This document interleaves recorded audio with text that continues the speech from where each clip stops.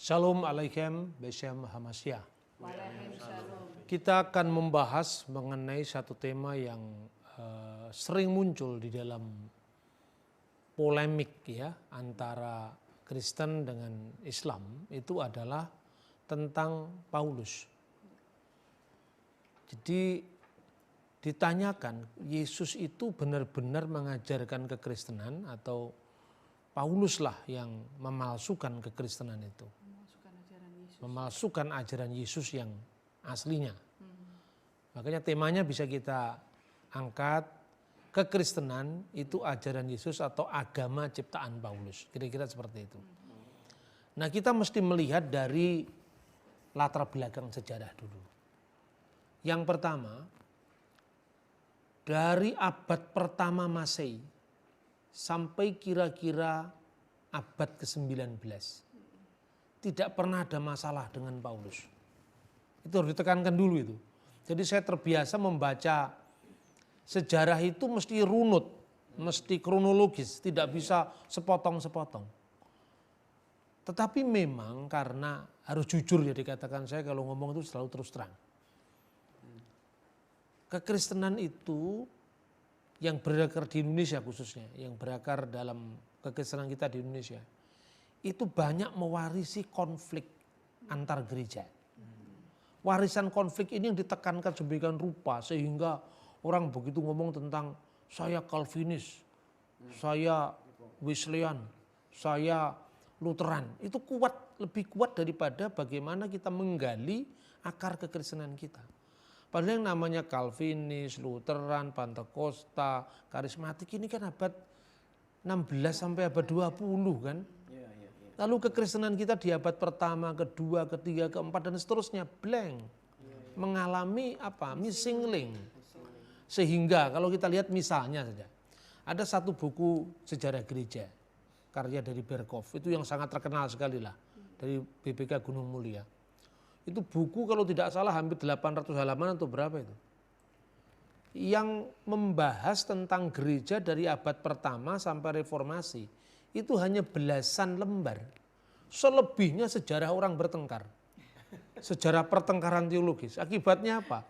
Yang ada di Indonesia itu kalau ngomong Katolik versus Protestan itu seolah-olah dua agama lain yang berbeda. Ketika saya membawa wacana baru di dalam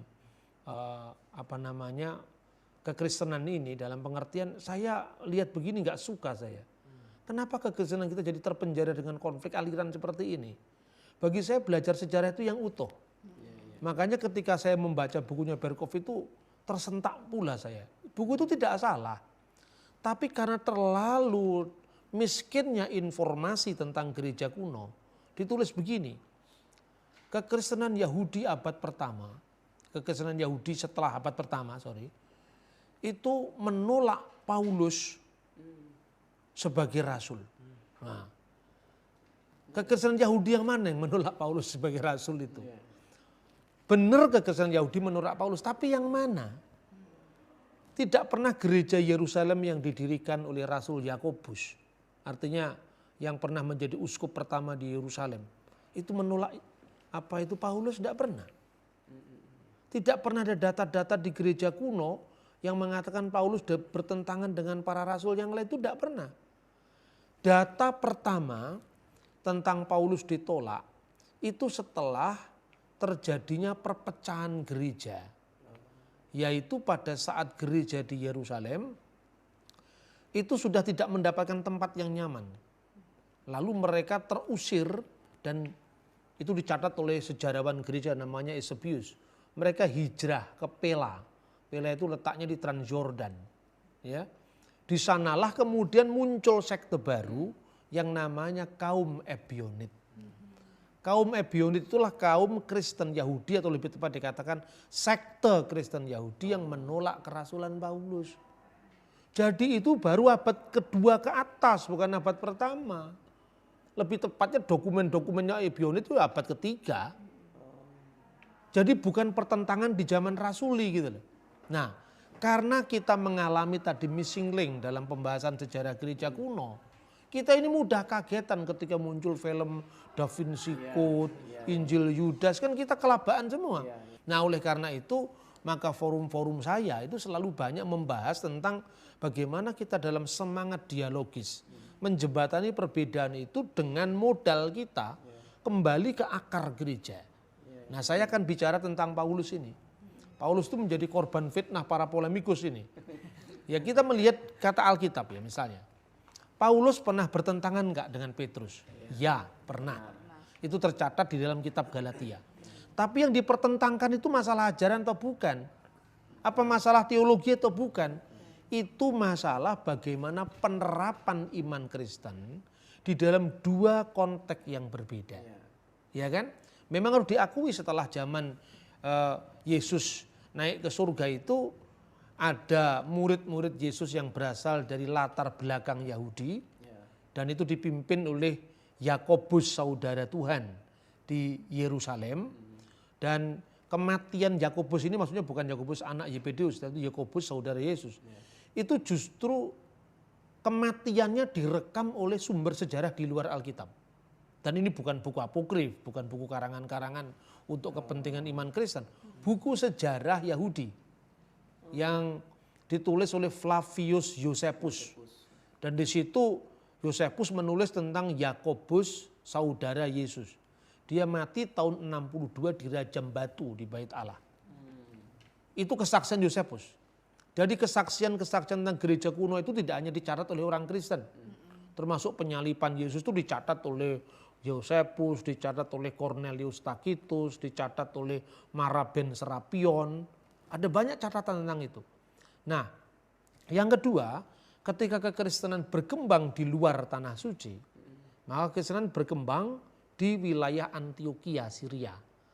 Untuk pertama kali murid-murid Yesus disebut Kristen itu di Antioquia. Kisah Rasul pasal 11 ayat 26. Itulah yang kemudian menjadi cikal bakal dari kepatriakan gereja ortodoks Syria di Antioquia. Sampai sekarang gerejanya masih eksis. Masih memakai bahasa Aramaik, Pesito, liturginya masih memakai liturgi Rasul Yakobus. Sekalipun Anda bukan ortodok enggak apa-apa, tapi ini kan fakta sejarah gitu. Jadi jangan kita ini kalau yang ngomong itu Protestan apa enggak, kalau enggak itu salah. Itu saya kira itu orang primitif itu yang begitu itu. Jadi kita jangan seperti itu. Sikap ilmiah yang jujur dan rendah hati, menghormati dan menghargai perbedaan. Kenapa saya penting menyampaikan ini?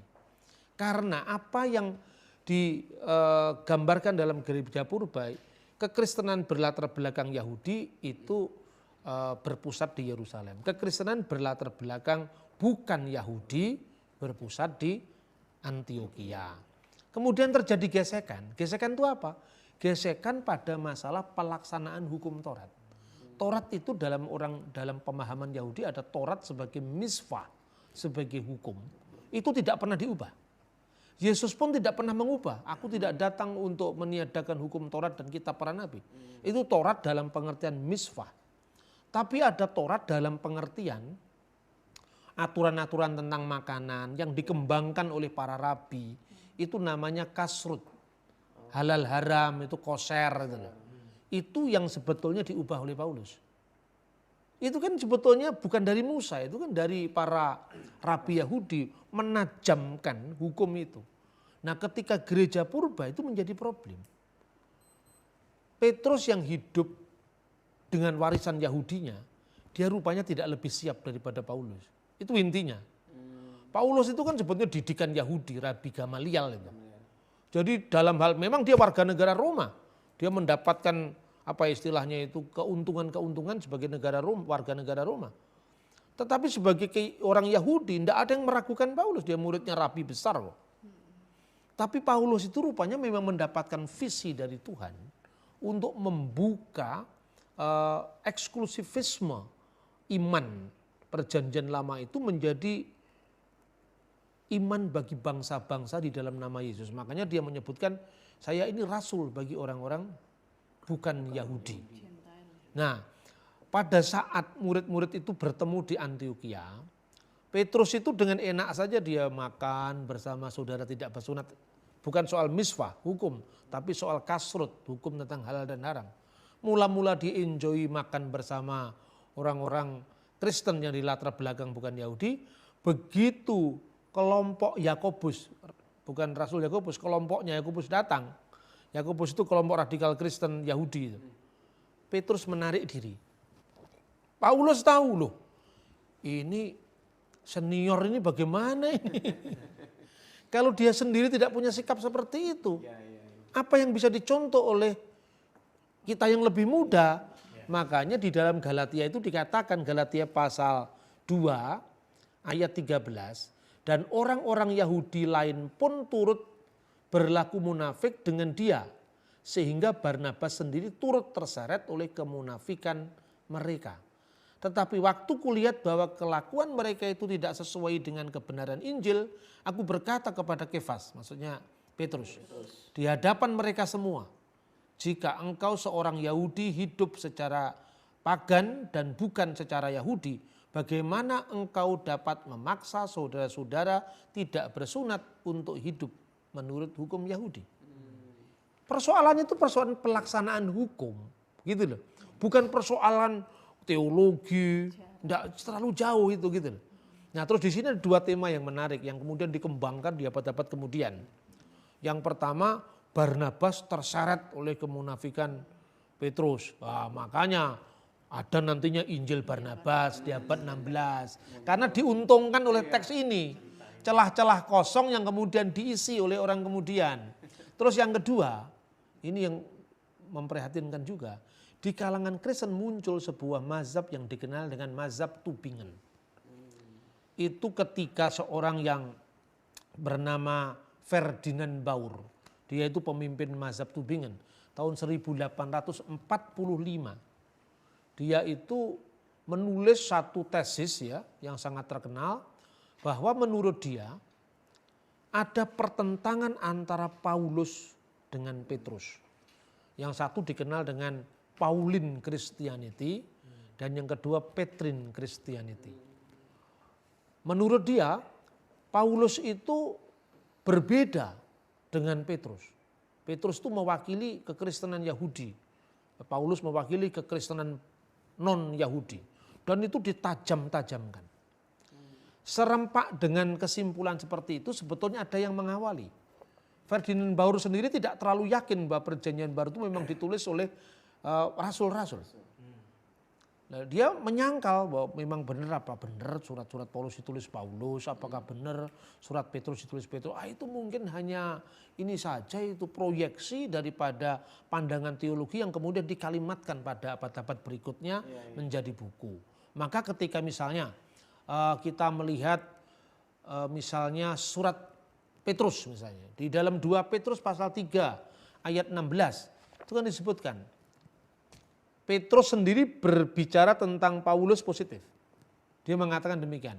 Hal itu dibuatnya dalam semua suratnya apabila ia berbicara tentang perkara-perkara ini. Dalam surat-suratnya itu, surat-surat Paulus, ada hal-hal yang sulit dipahami. Sehingga orang-orang yang tidak memahaminya dan tidak teguh imannya memutarbalikkannya menjadi kebinasaan bagi mereka sendiri. Sama seperti juga mereka buat dengan tulisan-tulisan yang lain. Jadi Petrus memahami bahwa abad-abad pertama itu memang ada orang kesulitan memahami tulisan Paulus. Paulus memang pintar orangnya soalnya. Kadang-kadang dia berjalan mendahului zamannya. Dia seorang yang memang punya visi profetis ke depan gitu loh. Nah, tapi karena waktu itu pendalaman para teolog mazhab Tubingen itu, ya itu pun bukan Petrus yang nulis, nggak peduli gitu loh. Nah, ini pokok pikiran ini yang seharusnya kita bisa kembangkan dalam studi yang lebih serius. Kemudian Baur juga mengatakan begini, Ferdinand Baur. Paulus dan Petrus itu sebetulnya saling bertentangan. Tetapi pertentangan antara kedua orang ini disembunyikan oleh Lukas. Jadi diperhalus oleh Lukas ketika dia menulis kitab Kisah Para Rasul. Makanya nggak usah ngutip Kisah Para Rasul 15 itu kan sudah diperhalus oleh Lukas. Seperti itulah awal-awal gerakan anti Paulus. Tetapi sebetulnya di balik latar belakang itu ada apa? Di balik itu situasi apa yang melatar belakangi? Sekaligus saya harus berkata, kalau saya ngomong terang-terangan jangan tersinggung. Ini karena gerakan Protestanisme yang waktu itu terlampau anti Katolik. Nah, ini kalau ngomong begini nanti kan bisa salah paham nanti. Tapi ya memang aslinya begitu kok. Karena apa? Segala sesuatu yang berbau Katolik harus ditolak. Sementara gereja Protestan tidak memiliki hubungan langsung dengan gereja Timur. Gereja Katolik sama Protestan kan konflik di abad 16. Gereja Timur kan gak ikut-ikut konflik. Makanya kalau Anda menilai sebuah konflik, jangan pihak yang berkonflik, pihak yang netral kan itu kan. Segala yang berbau Katolik ditolak. Misalnya ada perayaan para tokoh iman, para santo. Orang Protestan nggak ada santo, cuma ada santoso masalahnya. Gitu. Nah, bolehlah Anda menolak misalnya para santo dari abad-abad pertengahan zamannya Paus karena itu memang tidak sesuai dengan katakanlah spiritualitas Protestan. Tapi masa muridnya Petrus ditolak? Siapa yang rugi sekarang? Kan sejarah kita jadi bolong akhirnya. Gereja-gereja waktu itu hanya punya misalnya peringatan kemartiran Ignatius dari Antioquia. Kan hanya dikenal lewat perayaan-perayaan keagamaan Katolik. Kemartiran para pahlawan iman itu kan selalu diperingati lah. Sekarang orang Protestan sudah enggak asing lagi karena sudah terbit The Voice of Martyr sekarang kan. Dulu kan enggak itu kan. Nah seperti itu. Kemudian karena dokumen-dokumen yang berasal dari murid-muridnya para rasul hanya ada dalam catatan-catatan leksionari Katolik, maka dianggap itu enggak Alkitabiah. Tidak ada itu. Pokoknya sesuatu yang enggak ada dalam Alkitab harus kita tolak. Jadi semangat sola scriptura yang terlepas dari konteks sejarah itulah yang menyebabkan data-data dari sejarah gereja mula-mula itu enggak diakui. Tetapi memang Tuhan itu rupanya tidak tega melihat gerejanya itu bertengkar terus-menerus. Ini kalau pemahaman iman saya. Kira-kira setelah zamannya mazhab Tubingen, itu kan 1840-an. Kalau saya guruan, itu zamannya Pangeran Diponegoro itu. Gitu. Zamannya selesai perang Diponegoro. Jadi artinya bukan saya tidak menghormati itu. Ya tentu saya lebih menghormati data dari abad pertama dong. Daripada abad 19. Iya toh? Karena ini cara berpikir historis memang seperti itu. Ditemukanlah setelah mazhab Tubingen itu buku-buku yang dikenal sebagai Apostolic Fathers. Ini misalnya. Ini buku-buku yang dikenal dengan Apostolic Fathers. Ini sebetulnya berjilid-jilid buku ini. Saya beli buku ini di Kairo. Jadi ini terjemahan di dalam bahasa Arab, tapi aslinya bahasa Yunani dan bahasa Aramaik. Sudah diterjemahkan dalam bahasa Arab. Saya sungguh-sungguh sangat tergila-gila dengan data sejarah ini karena apa? Ini yang nulis muridnya para rasul. Bagaimana saya tidak hormat? Terus terang aja kalau disuruh milih, saya milih tulisan Luther atau milih tulisan ini dong. Karena ini kan ditulis sebagai sumber primer kan, bukan buku sekunder. Nah, dalam buku ini diungkap peristiwa-peristiwa historis setelah zaman Rasul. Sehingga kalau biasanya teman muslim mengatakan, Kristen nggak punya tradisi bersinambung antara Yesus murid-muridnya sampai zaman modern, terputus. Kalau Islam punya dengan sanad itu di ilmu hadis. Ini aslinya sebelum Islam muncul ini. Ini yang di gereja kuno dinamakan khilafah rasuliyah. Suksesi apostolik. Bukan dalam pengertian khilafah negara Islam, bukan. Khilafah itu pengganti, penerus sampaian ajaran. Ya, sampai zaman kita. Nah di sini penerjemah pertama buku ini luar biasanya orang Protestan dalam bahasa Inggris. Namanya John Lightfoot. Bukunya sampai sekarang masih beredar, judulnya The Apostolic Fathers. Dan buku ini selain diterjemahkan oleh penerbit gereja ortodoks Koptik di Timur Tengah, yang saya beli ini penerbit Protestan. Supaya orang Protestan percaya sama saya. Ya kan? Nanti dikira ngomong begini, membela ortodoks. Enggak, ini loh. Penerbitnya Darul Nasir Al-Uskufiyah. Ini penerbit Anglikan. Penerbit Protestan. Jadi artinya, kenapa sekarang tidak jadi masalah? Karena memang fakta sejarah. Dan apa pentingnya dalam konteks Paulus ini?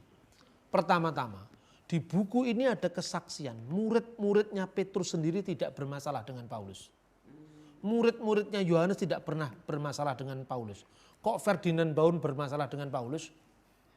Ayo sekarang, kalau Anda tanya Pangeran Diponegoro, Anda lebih percaya Sartono Kartodirjo yang hidup di abad 20, dosen sejarah profesor dari UI, atau percaya dengan Sentot Prawirodirjo? Wong Sentot itu muridnya Pangeran Diponegoro. Dalam metodologi pemikiran sejarah, memang kita harus hormat kepada Sartono Kartodirjo. Tapi Anda tidak akan tahu Diponegoro lebih suka rawon atau lebih suka gudeg.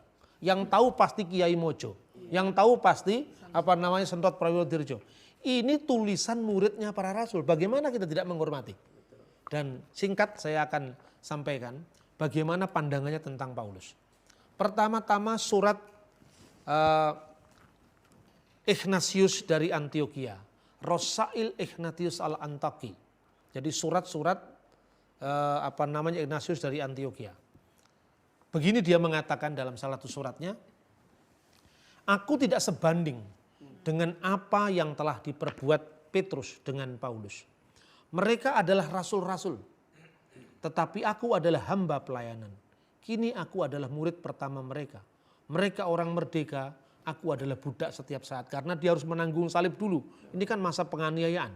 Sebelum dia dicabik-cabik tubuhnya oleh singa, mati syahid di Roma. Mereka telah menderita, aku orang yang terbebas dalam Yesus Kristus. Dan aku akan bebas dalam dia. Sekarang aku belajar dari belengguku untuk mencapai kebahagiaan. Aku tidak sebanding dengan apa yang diperbuat Petrus dan Paulus. Dia tidak pernah ngomong gurunya pernah bertengkar kok. Ini catatan yang sangat meyakinkan karena dari abad yang sama. Kemudian yang kedua saya tunjukkan. Clement dari Roma. Nah ini surat-surat Clement dari Roma. Risalah Clemenus al-Awal. Siapakah Clement? Namanya disebut Paulus di surat Filipi pasal 4 ayat 3. Karena mereka telah berjuang dengan aku dalam pekabaran Injil.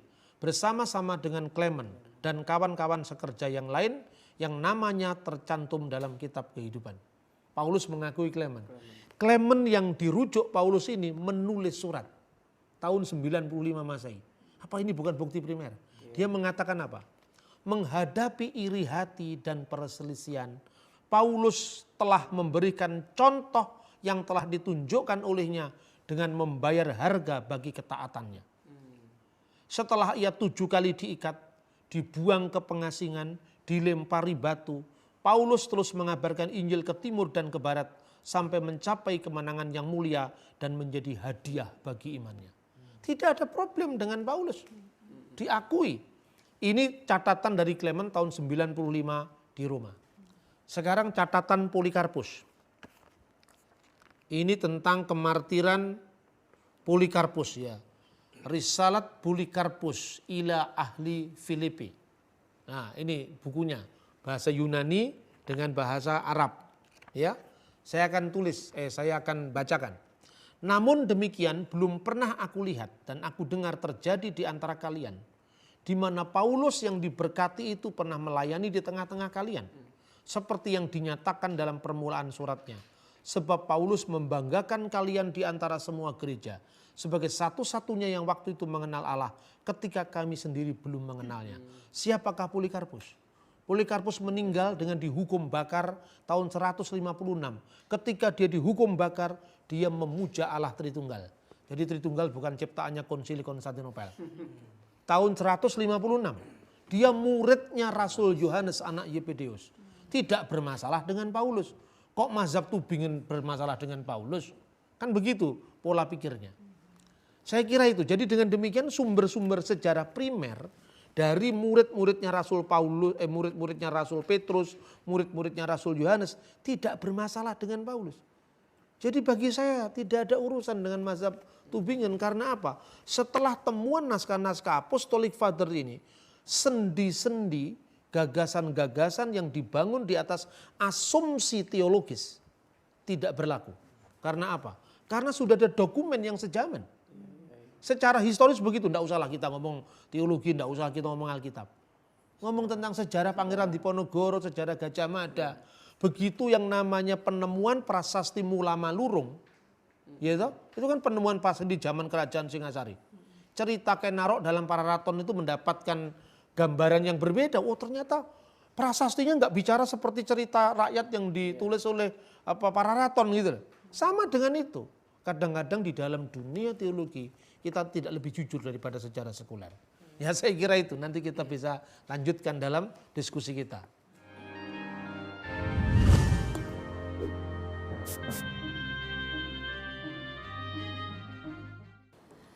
Gimana teman-teman? Kita sudah semakin paham ya. Jadi kalau Paulus itu masih tetap meneruskan ajaran Yesus. Tetapi dari penjelasan-penjelasan yang sudah disampaikan Pak Bambang, kalau mungkin teman-teman masih ada yang ingin lebih menggali lebih dalam lagi, silakan untuk ditanyakan. Ya Mbah, terima kasih untuk penjelasan yang tadi paparkan. Ini ada pertanyaan yang populer yang sering dikemukakan oleh para polemikus muslim terkait pertanyaan mengenai sosok Paulus. Yang pertama adalah saya membaca ya bahwa sebenarnya katanya ya mereka itu beranggapan bahwa dari polemikus itu mengatakan bahwa Yesus sendiri tidak pernah mengajarkan ya tentang Trinitas, tetapi katanya Paulus justru yang mengajarkan itu yang pertama. Terus kemudian katanya bahwa ajaran Yesus itu sudah dipalsukan Paulus. Ini sering berkembang, bahkan ini sering menjadi hal yang tema polemik yang populer gitu seperti itu. Nah, ini supaya mungkin ini menjadi wawasan juga bagaimana caranya terutama untuk saya menjawab hal itu atau untuk saudara-saudara kita yang menyaksikan acara ini, Pak. Iya. Jadi memang tema Paulus itu akhirnya mempengaruhi juga tafsir Islam. Tetapi sesungguhnya kalau kita melihat ya, Islam sendiri sebetulnya mula-mula tidak bermasalah dengan Paulus. Salah satu contoh misalnya, kalau kita membaca tafsir Al-Quran, itu Ibnu Katsir. Ibnu Katsir itu salah satu penafsir Quran. Dia tidak bermasalah dengan Paulus. Beberapa saat lalu itu di internet lagi ramai itu di Facebook teman-teman Muslim sendiri. Kita orang Islam ternyata menghormati Paulus itu, Rasul Paulus itu. Bahkan kita harus jujur ya. Di buku-buku yang sekarang beredar di kalangan anak-anak pesantren itu masih ada rujukan tentang Paulus itu. Misalnya tafsir yang terkenal di dunia Islam itu tipis tafsirnya, namanya tafsir surat Yasin dari Syekh Hamami Jadah. Ini tertulis di dalam bahasa Jawa dengan huruf pegon itu loh. Bahkan ada terjemahannya di dalam bahasa Indonesia. Itu sudah diterjemahkan, diterbitkan oleh beberapa penerbit. Nah, di dalam surah Yasin, surat Yasin itu surat ke-36 dalam Al-Qur'an. Itu di situ ada ungkapan begini. Wa idrib lahum masalan ashabal qaryah. Dan kemukakanlah kepada mereka contoh tentang penduduk suatu negeri. Lalu dalam penafsir Islam ini oleh penafsir itu dikatakan, yaitu terangkanlah kepada penduduk Mekah, ya Muhammad, terangkanlah kepada penduduk Muhammad tentang apa? Penduduk suatu negeri, ashabal qaryah wahia intakiyah. Penduduk suatu negeri itu namanya negeri Antioquia. Itu dalam surat Yasin itu. Tafsiran surat Yasin, sorry. Lalu mereka, penduduk Antioquia itu mendustakan utusan Nabi Isa itu. Lalu 2 orang utusan tadi disusul dengan utusan ketiga. Supaya mereka mengesahkan Allah dan beriman kepada Allah. Lalu pertanyaannya, siapakah ketiga orang itu? Ini dalam tafsir masih tersebut di situ nama Paulus. Masih tercatat. Maka dikatakan dalam tafsir itu Isa alaihi salatu wassalam mengutus 2 orang rasul dari kaum Hawariyun ke kota Antioquia. 2 orang rasul itu yang pertama namanya Yahya, kedua Bulus, dan ketiga Sam'un. Bulus itu Paulus. Makanya kalau kita membaca dalam Alkitab bahasa Arab, Risalatu Bulus Rasulil Awal ila ahli Tesalonika misalnya. Surat Rasul Bulus yang pertama kepada orang Tesalonika. Jadi jelas di surat Yasin tafsirnya Hamami Jadah ini Paulus masuk di situ. Tapi ini tafsir ini berotoritas nih Pak. Oh, ya, Ibnu Katsir itu otoritas, itu muridnya Ibnu Taimiyah kok. Artinya kalau orang tidak membaca tafsir yang tebel-tebel kayak Ibnu Katsir, ya bacalah misalnya tafsir Yasin yang kecil itu Hamami Jadah. Itu tidak ada bermasalah dengan Paulus. Pertanyaannya mulai kapan Paulus itu dipersoalkan dalam Islam? Kan seperti itu kan. Nah tafsir-tafsir yang sekarang mungkin mengatakan yang dimaksud Paulus dalam surat Yasin itu Paulus yang lain, ya boleh-boleh saja. Tapi artinya makanya ketika membaca teks-teks keagamaan maupun teks-teks historis itu harus kronologis. Ini tahun berapa munculnya, ini tahun berapa munculnya. Makanya metode semacam ini juga tidak hanya saya berlakukan untuk Islam, tapi agama sendiri saya kritisi kok. Saya mengatakan menjadi di tengah-tengah orang fanatik sekali sama Calvin. Saya ganggu aja orang-orang fanatik itu. Calvin nggak terlalu penting kalau untuk urusan sejarah begini. Karena apa? Ignatius dari Antioquia lebih penting karena dia muridnya Yohanes langsung kok. Itu loh kira-kira. Ini saya kira juga mengatakan seperti itu. Dalam konteks ini ya, saya kira itu. Terus kemudian Paulus dianggap sebagai pemalsu ajaran Yesus. Dia tidak pernah mengajarkan Trinitas misalnya. Sekarang pertanyaannya, jangan baca surat Paulus dulu Trinitas tetap ada apa enggak? Yang ngomong Trinitas lebih eksplisit itu malah Yohanes bukan Paulus. Nah itu loh. Coba tentang logos itu kan dari Yohanes. Pada mulanya adalah firman-firman itu bersama dengan Allah. Ke hulogos en prostontion ke theos en hulogos. Itu malah Yohanes. Ajaran tentang Yesus lahir dari seorang perawan. Itu malah muncul di Matius. Di Injil-Injil sinoptik. Paulus hanya menyebut perempuan.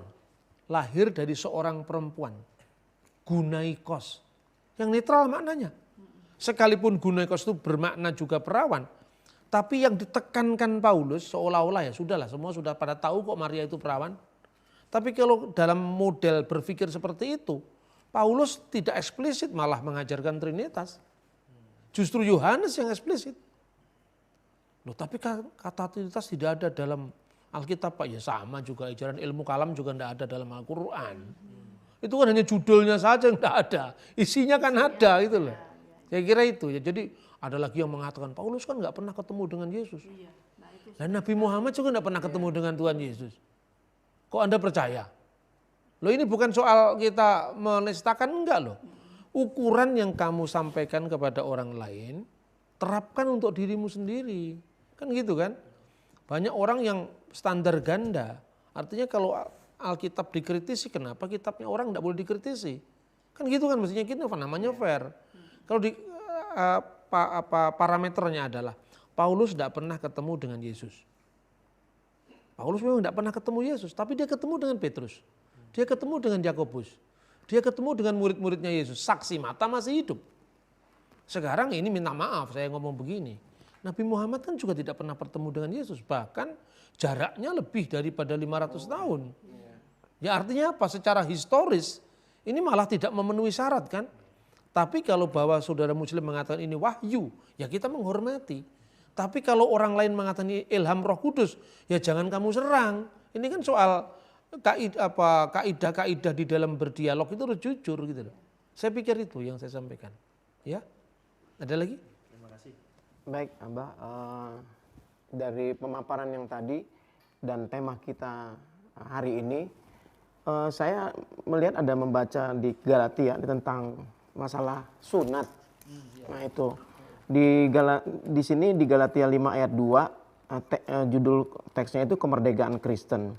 Di situ dikatakan sesungguhnya, aku Paulus berkata kepadamu, jikalau kamu menyunatkan dirimu, Kristus sama sekali tidak akan berguna bagimu. Nah, timbul pertanyaan, apakah Yesus itu kan juga mengikuti hukumnya Yahudi, sunat. Nah, di sini dikatakan bahwa apakah Paulus membatalkan itu hukum sunat itu.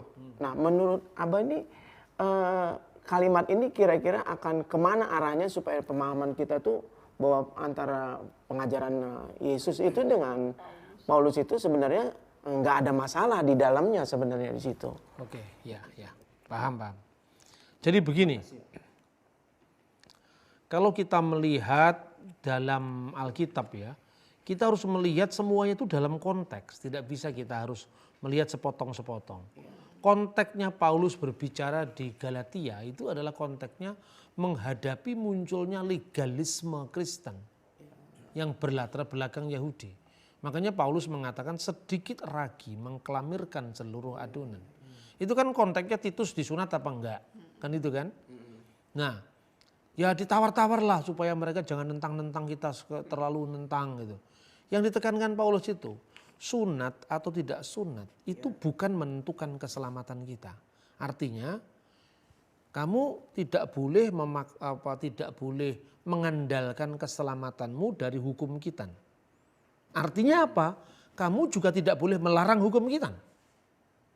Iya toh? Kan gitu kan mestinya kan? Kayak misalnya sekarang ini menjadi model misalnya. Tunjukkan di mana Yesus pernah mengatakan, akulah Allah, sembahlah aku. Argumentasinya dibalik. Tunjukkan di mana sekarang ayatnya. Aku bukan Allah, jangan sembah aku. Kan sama-sama ndak adanya. Berarti kita serahkan pada konteks loh. Konteksnya apa gitu. Konteksnya Galatia ini, orang-orang Yahudi itu minta, orang Yahudi sudah jadi Kristen ini. Orang-orang Parisi yang masuk Kristen. Ini minta karena dia sulit sekali melepaskan simbol-simbol keagamaan yang lama. Padahal simbol-simbol itu kalau di mata para penganut Kristen mula-mula itu sudah digenapi, pleroma di dalam Yesus Kristus. Karena Yesus itu yang digambarkan dalam simbol-simbol perjanjian lama itu. Makanya Paulus mengatakan, jikalau kamu menyunatkan dirimu, Kristus tidak ada gunanya untuk kamu. Itu maksudnya. Jangan kita memberi ruang terlalu banyak. Nanti kalau dia minta lagi, minta lebih lanjut lagi. Ya toh? Nanti minta lagi dituruti, minta lagi sedikit lagi mengklamirkan seluruh adonan. Jadi teks itu kalau dibaca oleh terjemahan secara dinamis, misalnya di dalam bahasa Indonesia masa kini. Jikalau kamu menyunatkan dirimu untuk maksud keselamatanmu, Kristus tidak ada gunanya bagimu.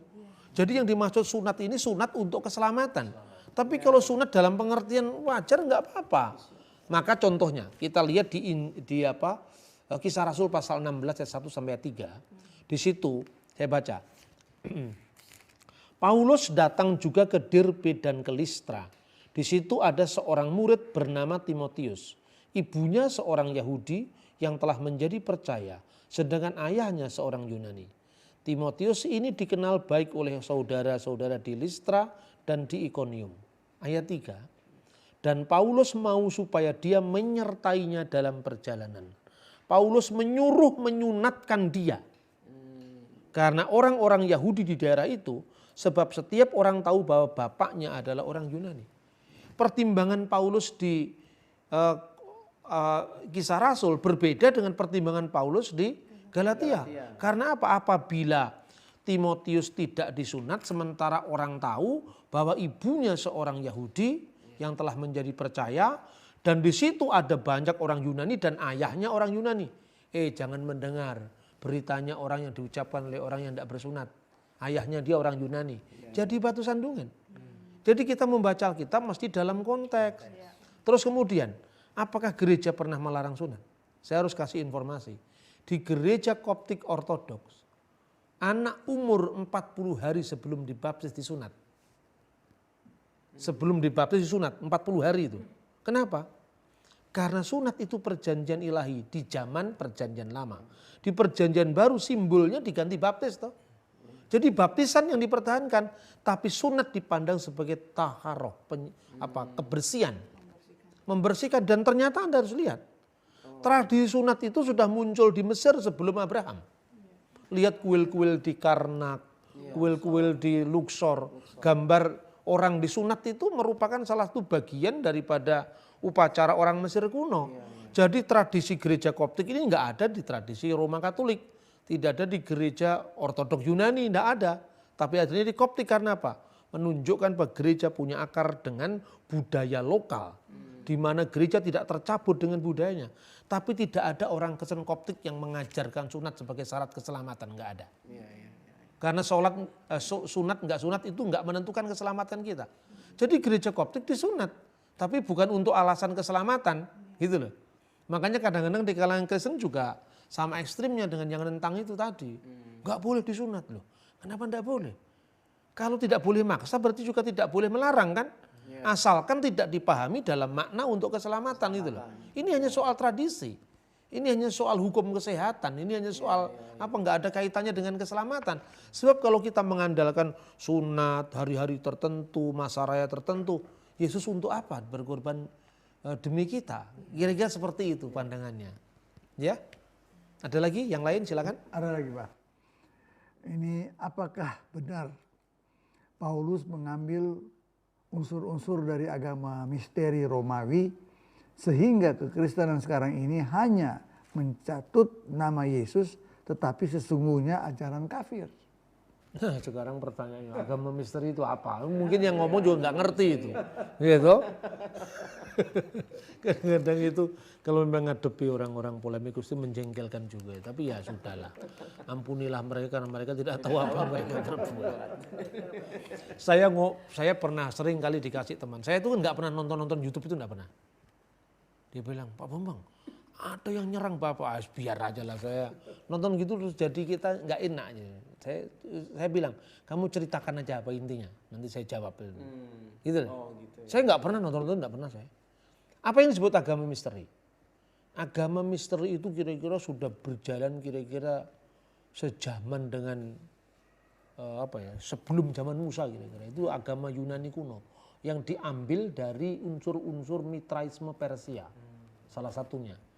Nah, ketika pada zaman Romawi, agama misteri itu menjadi salah satu simbol dari salah satu keyakinan orang-orang Roma yang kemudian dijadikan ritus.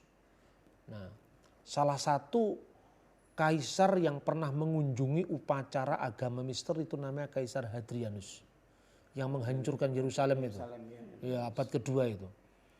Kira-kira tahun 125 dia mengunjungi sebuah upacara yang dikenal dengan upacara Eleusis atau Eleusinian Ritus.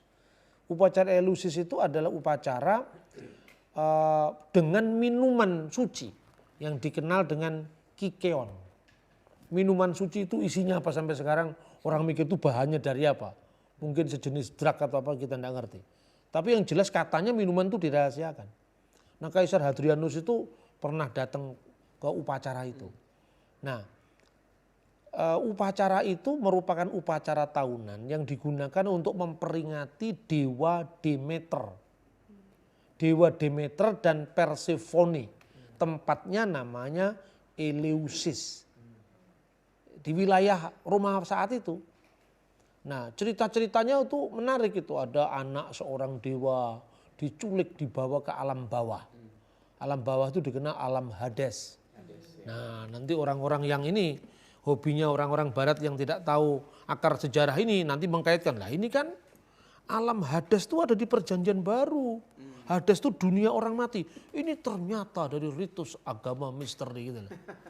Nah, kalau Anda sekarang ngomong pakai bahasa Indonesia, Anda mau ngomong gelas, cangkir. Kalau yang ngomong itu sebelum zaman Kristen, oh itu pemujaan kepada ritus yang memakai gelas suci, masa ya begitu. Hanya gara-gara istilah itu dipakai sama suku Dayak yang agamanya bukan Kristen. Ya, karena agama itu kan memiliki dasar budaya. Tidak pernah ada wahyu di ruang hampa. Ketika kekristenan muncul dengan ide tentang Memra itu firman Allah yang olehnya Allah menciptakan. Itu kan alam pikiran Yahudi. Tapi ketika diterjemahkan dalam bahasa Yunani muncul kata logos, itu kan terjemahan. Kayak misalnya orang Indonesia mengatakan tenaga surya. Itu kan teknologi itu. Enggak ada kaitannya dengan dewa surya dalam agama Hindu kan. Karena kata surya itu sudah menjadi bahasa gitu loh. Hades itu alam dunia orang mati, terjemahan dari kata Seul dalam Perjanjian Lama bahasa Ibrani. Tapi tidak berarti bahwa istilah itu muncul dengan idenya juga harus diambil alih gitu loh. Kita mesti paham seperti itu. Jadi pertanyaan tentang agama misteri itu sebetulnya agama-agama yang sebetulnya bentuk sinkretisme juga. Jadi itu ada mitra Persia. Mitra Persia itu menggambarkan bahwa dewa mitra itu lahir dari sebongkah batu. Nah, misalnya. Terus dia ada dewa yang mengalahkan kerbau. Sampai kemudian dewa itu hidup kembali. Nah, ini yang melatar belakangi dewa yang mati hidup kembali. Ini Yesus itu dari situ. Ternyata itu dari dewa Dionysius. Ini Mitra ini yang mendasari Natal itu Sol Invictus. Lah orang hanya membaca judul-judulnya. Tidak pernah membaca detailnya seperti apa. Malah sekarang ini banyak pembohongnya. Nulis buku 1 halaman, berhalaman, beratus-ratus halaman. Dikasih judul. Mendung di langit gereja. Ini sudah mau hujan soalnya. Mendung di langit gereja. Itu tulisannya orang barat itu. Tapi orang Indonesia itu punya penyakit namanya Minderwaardigheid kompleks kata orang Belanda. Begitu yang ngomong itu orang barat tuh seolah-olah ini mesti orang pintar. Belum tentu orang bule itu pintar. Yang bodoh juga banyak hanya karena kita tertarik dengan kata John, kata James, seolah-olah paling pintar. Datanya data sekunder.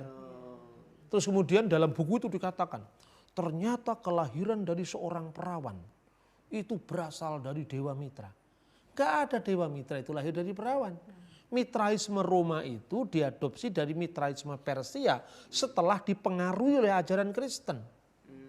Nah seperti itu. Ada lagi silakan. Begini Bah, beberapa tahun lalu itu saya baca berita tentang terbitnya Al-Quran yang berjudul Miracle Deliverance. Oh iya, Miracle Deliverance. Yang mengakui Paulus sebagai rasul. Cuma karena diprotes, buku ini kan ditarik lagi nih dari peredaran. Cuma katanya itu Bah, disisipi dengan misi Kristen ini. Apa iya? Kristen lagi dituduh. Apa iya Bah? Kristen lagi dituduh. Katanya ini pasti titipan misi Kristen. Apa hubungannya Kristen dengan tafsir Al-Quran? Apa ya mungkin lah orang Kristen titip ya masukkan nama Paulus. Tak bayar berapa, kok primitif sekali pola pikirnya. Justru ini yang aneh bagi saya. Karena apa? Saya punya buku itu, sebelum di Bredel udah punya buku itu. Karena setiap buku baru kan selalu saya beli. Buku itu mengutip dari tafsir-tafsir klasik. Nah, tadi kan kita sudah membaca surat Yasin kan? Dalam tafsiran surat Yasin itu dia mengutip tafsiran Ibnu Katsir. Jadi bolehlah itu dihapus, kemudian dalam edisi berikutnya kan mau ditarik dari peredaran kan? Edisi berikutnya kemudian diganti. Nama 3 orang utusan Nabi Isa ke Antioquia itu adalah Sadik, Saduk, dan Salum. Itu edisi terbaru. Dia mengutip dari riwayat lain yaitu riwayat Tobari. Riwayat Ibnu Katsir sudah dihapus. Mereka lupa sekarang ini era internet. Anda boleh hapus itu di edisi cetaknya Indonesia. Tafsir-tafsir yang di pesantren masih berbunyi Paulus. Dan ini bisa dihapus itu tafsir klasik kok. Anda boleh nggak setuju dengan Paulus di situ. Di dalam tafsir Ibnu Katsir itu dikatakan begini, kira-kira teks Arabnya begini. Kana ismur rasulain al-awaliyin Sam'un wa Yuhana wa ismu tsalits Bulus. Ada yang mengatakan Bulis. Jadi 2 rasul yang pertama itu, yang utusan pertama itu namanya Simon dan Yohanes. Sam'un wa Yuhana wa ismu tsalits, dan nama yang ketiga namanya Rasul Bulus. Ini rasul yang diutus Nabi Isa tadi. Nah sekarang apa urusannya orang Kristen menitipkan apa misinya itu, ini tidak masuk akal itu kan. Tapi ya boleh-boleh lah, tidak apa-apa. Tapi kan sekarang orang tidak bisa, sekarang Anda kutip saja tafsir Ibnu Katsir itu di Google muncul semua dengan teks Arabnya. Apalagi kalau kita punya punya font Arabnya itu, kita tulis saja tafsir Al-Quranul Azim Ibnu Katsir akan muncul. Surah Yasin itu ada Paulus di situ. Jadi bahwa nantinya orang Islam kemudian mengembangkan tafsir, ini ada 2 Paulus, ada tafsir yang mengatakan begitu. Paulus yang satu itu yang memalsukan ajaran Yesus. Paulus yang satunya itu muridnya Nabi Isa yang asli. Ya boleh-boleh saja, tapi cek and recheck dengan data sejarah.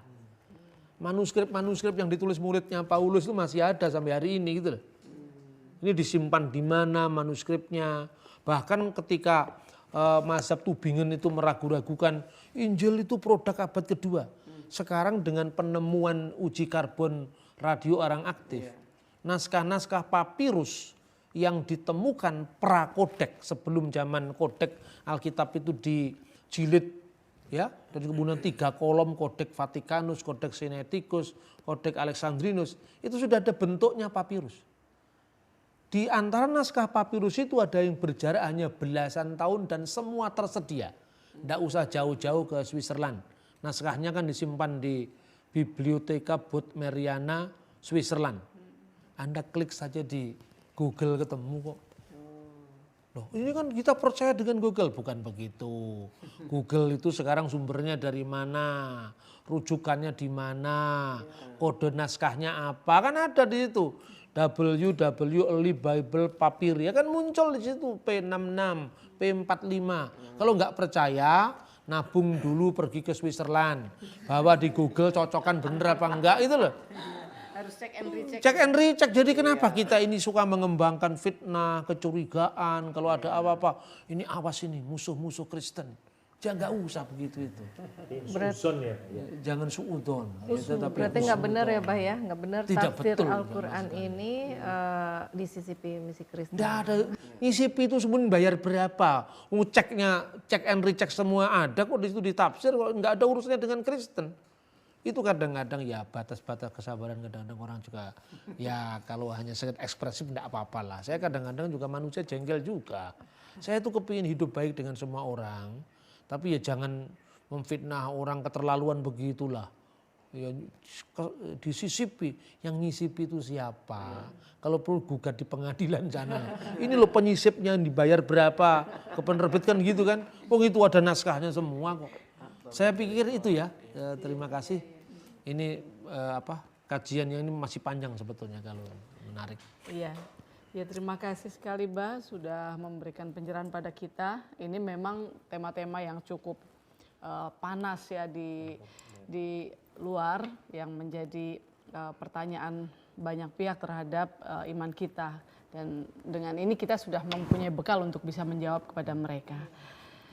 Terima kasih saudara dari apa yang sudah kita perbincangkan pada diskusi kali ini. Semoga ini juga bisa memberikan pencerahan kepada saudara semua dan semakin memahami keberbedaan itu bukan menjadi halangan untuk kita bisa bersama-sama. Dan kita harus melihat sejarah agama itu dari runut kronologisnya. Tidak boleh kita melompat-lompat. Terima kasih, sampai bertemu di lain kesempatan dan jangan lupa kirimkan pertanyaan-pertanyaan saudara melalui SMS di nomor SMS yang tertera di layar kaca TV Anda. Terima kasih. Shalom Aleichem Besem Hamashiach.